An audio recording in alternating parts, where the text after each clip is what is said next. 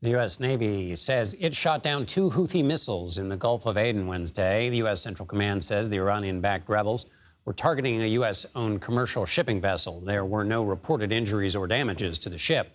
Since January 11th, the U.S. has launched 10 rounds of retaliatory strikes against Houthi targets in Yemen. The terrorist group supports Gaza and Palestinians in the Israel-Hamas war and says they are targeting ships they believe are linked to Israel.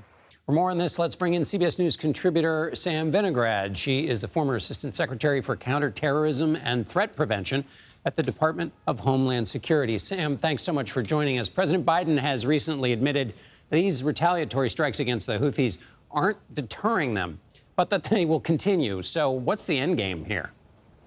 John, thanks for having me on. These retaliatory strikes are really defensive in nature.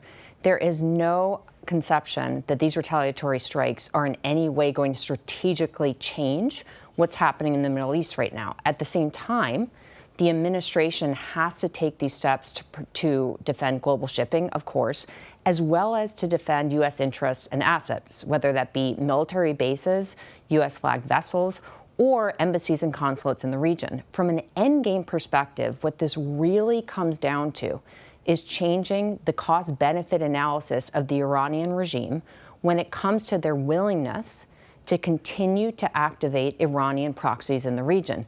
No administration has really figured out how to do that yet.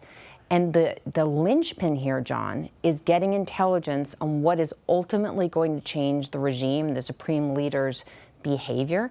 And from my experience being in the Situation Room, that intelligence analysis is what's going to be key here. Let's go back to the Situation Room when you were at the National Security Council. Explain what it must look like right now, because you've got the Houthis, you've got the Israel-Hamas war, you've got action taking place in Syria, you've got Iran hitting in Iraq, you've got what does the list of threats and just the landscape look like? Give us a sense from the inside of how hectic things must be for them. Well, certainly, if I was sitting in the Situation Room right now, I'd expect the CIA and the DNI to be briefing on the range of threats associated with Iran. All of the issues that you just ticked off have a link back to Tehran. And that's why, again, what I'll say is it is critical to figure out what is strategically going to change Iran's cost-benefit analysis. That comes down to good intelligence. However, at the same time, in the Situation Room, in my experience, there's also a discussion on what the tools are that the administration has available to keep our country safe and to keep our interests safe. We've seen the deployment of assets from a deterrence perspective. We've seen sanctions being used. We should also expect that there are discussions underway about covert action as well as secret communications with the Iranians. And the administration has to be thinking through those different levers and those different lines of effort. Let me ask you one other question, because I know you worked with Brett McGurk, who is right now in the thick of trying to figure out the hostage situation.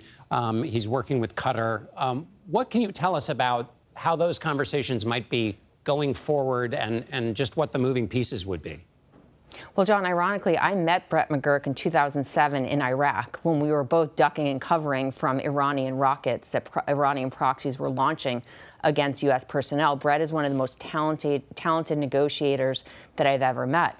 And his negotiations with various parties, including Saudi Arabia, Egypt, Qatar, and Israel, are really focused on the release of hostages, Hamas's demand for the release of prisoners. And ultimately, what's changed here, John, is that this time around, the United States is not the only country with leverage in these negotiations. Saudi Arabia recently, early last year, opened up diplomatic relations with Iran again. They have more leverage in this discussion than they have in the past.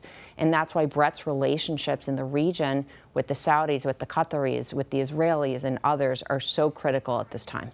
Sam Vinograd in Washington for us. Thank you so much, Sam.